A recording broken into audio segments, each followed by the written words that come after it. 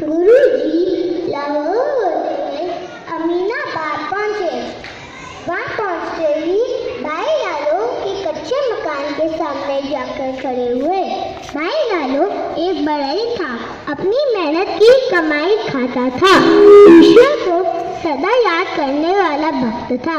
उसके पूर्ण गुरु के दर्शन करने की इच्छा थी, इसलिए सबके मन को जानने वाले गुरु एक दिन उसके मकान के सामने जाकर खड़े हुए और उन्होंने आवाज लगाई। गुरु जी ने कहा, धरती निरंकार, जानने निरंकार।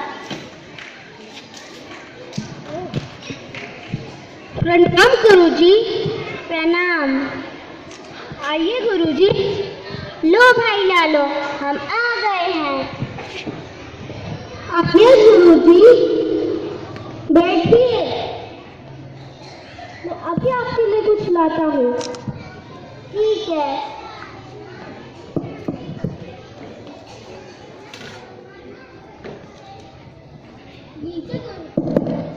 धन्यवाद। गुरुजी 3 दिन तक और लालो के घर की सूखी रोटी का स्वाद लिया। जैसे जैसे गुरुजी रोटी खाते गए, लालो के मन को शांति और संतोष मिलता रहा। वहाँ के खटान हाकिम के एक सरदार मालिक भागो ने ब्राह्मण भोज दिया और सभी साधु संतों को बुलाया। उन्होंने गुरुजी को भी निमंत्रण भेजा, पर वे ना गए।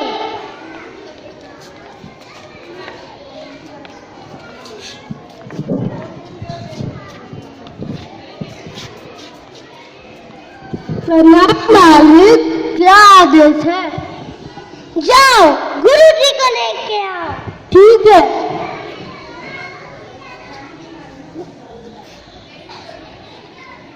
इधर देखो, सामने देखो। हेलो, ये बोलो। कोई बात नहीं, वीडियो पे आ रहे। प्रणाम गुरुजी। प्रणाम।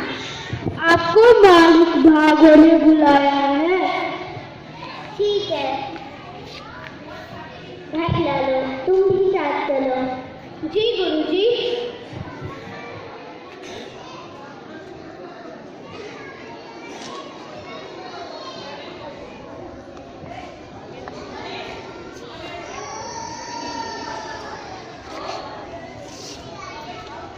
मालिक हम गुरुजी को ले आए। जाओ वापस चले जाओ।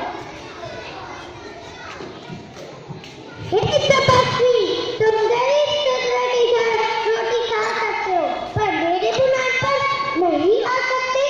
मेरा रात्रि को साथ लिए घूमते हो।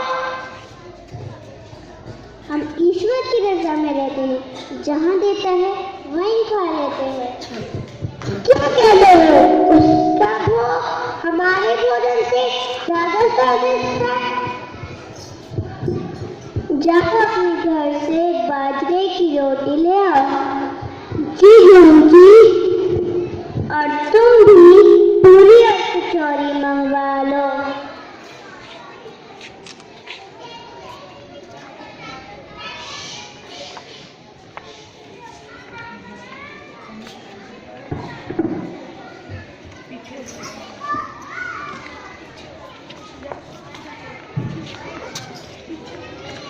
आप लोग साइड हो, आप लोग साइड हो।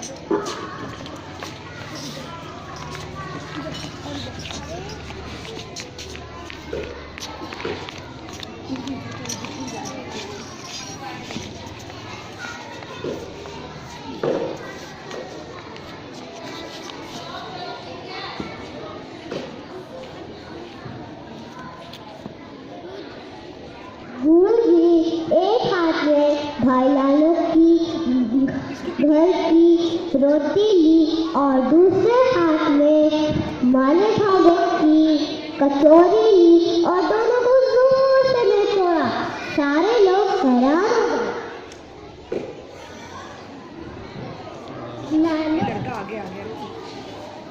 लालो की सूखी रोटी में से दूध की बूंदें निकली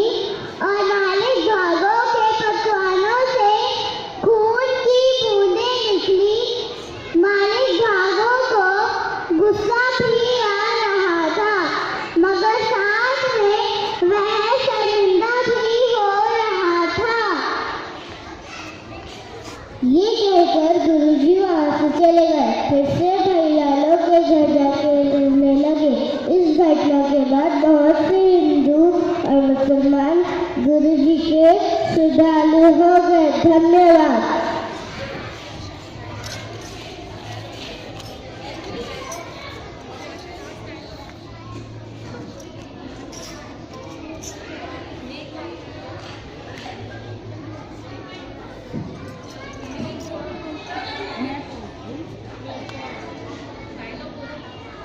नेक व मेहनत की कमाई दूध जैसी शुद्ध व पवित्र होती है, लेकिन गलत तरीके से कमाया गया पैसा खून के बराबर होता है।